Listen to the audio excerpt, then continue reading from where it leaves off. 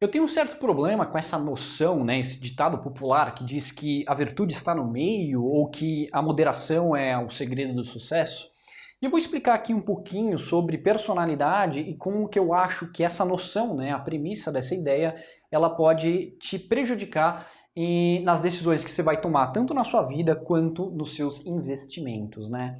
Então, começando pelo começo, quando a gente fala que a virtude está no meio, é como se a gente estivesse pressupondo que existe uma única dimensão para aquele problema que você está analisando, né? Como se tivesse um extremo aqui, um outro extremo aqui, e a virtude, né, a coisa certa a ser feita, é algo aqui no meio.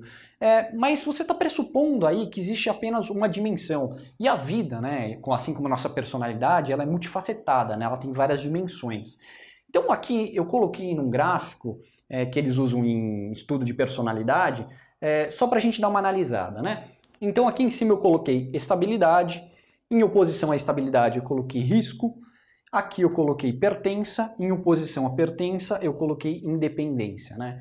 Então aqui é a certa necessidade que uma pessoa tem em ter estabilidade. Aqui é quanto que ela está confortável em assumir risco, aqui o quanto ela valoriza a própria individualidade e aqui o quanto ela precisa pertencer a uma certa grupo ou coisa do tipo, né? Então, falando um pouco mais da minha própria personalidade, eu não tenho muito problema em tomar mais risco, né, do que a média, e eu tenho uma certa predileção por uma postura mais independente. Isso quer dizer que na minha vida, né, na minha personalidade, na minha formação, eu tenho uma predileção por estar em ambientes onde essa parte da minha personalidade ela se mostra ao mundo, né? Então, as minhas decisões, por exemplo, profissionais, elas estão muito mais aqui do que em outros lugares aqui desse gráfico.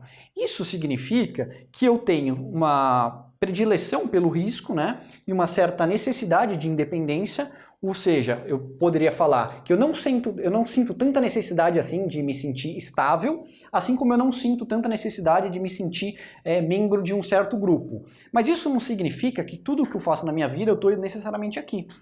Tem coisa na minha vida que eu não estou ali. Por exemplo, eu acho que em alguns aspectos da minha vida eu estou muito mais perto aqui da estabilidade. Vou contar um caso aqui interessante. Minha avó, ela cozinha muito bem, né? E teve um ano atrás aí que ela fez um pavê muito gostoso, né? Ela faz um pavê delicioso. Só que teve um ano, nessas festas de final de ano, que ela decidiu inovar. E o que ela fez? Ela pegou uma receita nova de pavê e ela fez esse pavê com chocolate. Ficou gostoso? Ficou gostoso, mas não foi a mesma coisa. E eu falei para minha avó, avó, ficou bom, mas não é a mesma coisa. Ou seja, parte da minha psique tinha um certo vínculo emocional com aquele pedacinho de estabilidade que aquele pavê providenciava para mim.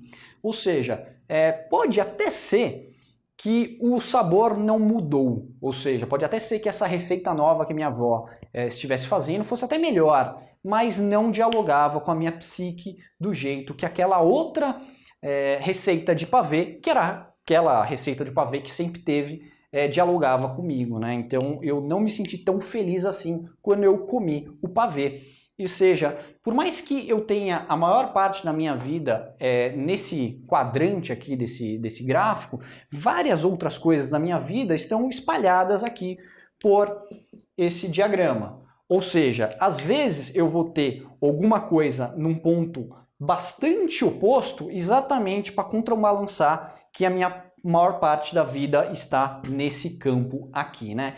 Então, para aquelas pessoas que são um pouco mais místicas, né, a gente pode falar de energia masculina e energia feminina, por exemplo, né? Então, eu sou um homem, então eu tenho energia masculina e eu tenho energia feminina também. Não tem nada a ver com sexualidade, tá? A mulher também tem energia masculina e energia feminina. Acontece que a gente precisa ver em determinado momento do tempo, em determinada esfera da vida da pessoa, o que está predominando. Às vezes a pessoa está com uma energia masculina muito forte na carreira dela, então ela precisa contrabalançar com uma atitude mais feminina com relação a relacionamentos interpessoais, por exemplo, e vice-versa, né? Então, não quer dizer que você tem que ter tudo de um lado e tudo do outro. Uma parte, ela contrabalanceia a outra em um dado momento do tempo ou no mesmo tempo, só que em coisas diferentes, né? Então, por exemplo, uma pessoa ela é artista, então ela está aqui, ó, no risco extremo. Uma posição ideal para uma pessoa que é artista é ter um cargo extremamente estável, como um funcionário público. Ela é escriturária do Banco do Brasil. Ou seja, ela tem uma certa estabilidade que permite com que ela tome risco no resto da vida dela. Então é muito mais interessante que ela contrabalanceie o risco com o hiperrisco, com a hiperestabilidade, do que ela fique aqui no meio do caminho, tá? Então, agora eu vou falar um pouquinho mais de investimentos propriamente. Muita gente me perguntou, né, por que eu tenho tanto fundo imobiliário, né? Então, eu vou colocar aqui, ó. Eu tenho bastante fundo imobiliário, aproximadamente 40% da minha carteira é fundo imobiliário. Por quê? Porque a minha renda, né, a minha trajetória profissional, ela é muito arriscada. Então eu sinto uma necessidade muito grande de ter parte do meu patrimônio alocado em uma coisa que vai me dar estabilidade. E essa estabilidade não quer dizer que a cotação do meu fundo imobiliário não vai mudar, mas todo mês eu recebo um certo dividendo. Todo mês eu recebo um certo dividendo que me possibilita ter paz de espírito para focar no resto das coisas que eu tenho na minha vida, né? Então, de acordo com a sua personalidade, vai ser legal você contrabalançar algumas coisas na sua vida, né? Então, eu vou fazer um outro vídeo agora falando de como eu acho que uma pessoa deve alocar, né, as coisas em cada um dos ativos, mas no meu caso, eu tenho aproximadamente 40% em fundo de investimento imobiliário e talvez isso seja uma posição muito que faça muito sentido, dado que eu tenho bastante coisa na minha vida aqui nesse campo do hiperrisco.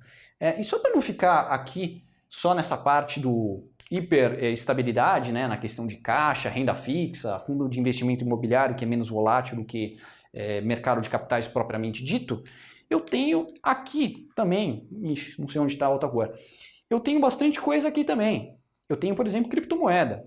Hoje em dia eu devo ter bem pouco de cripto, devo ter aproximadamente 3% de capital em criptomoeda. Mas eu não gosto de ficar necessariamente aqui no meio, eu prefiro contrabalançar um certo aspecto de um extremo em outro extremo. Ou seja, eu acho que ter um extremo aqui e outro extremo aqui é muito mais benéfico do que estar no meio necessariamente. É por isso que eu discordo da premissa, né, de que a virtude está no meio ou de que o segredo do sucesso é o meio do caminho. Tá legal? Eu vou fazer um vídeo agora para não ficar muito longo, falando das classes básicas de ativos que eu acho que todo mundo deveria ter e te vejo lá.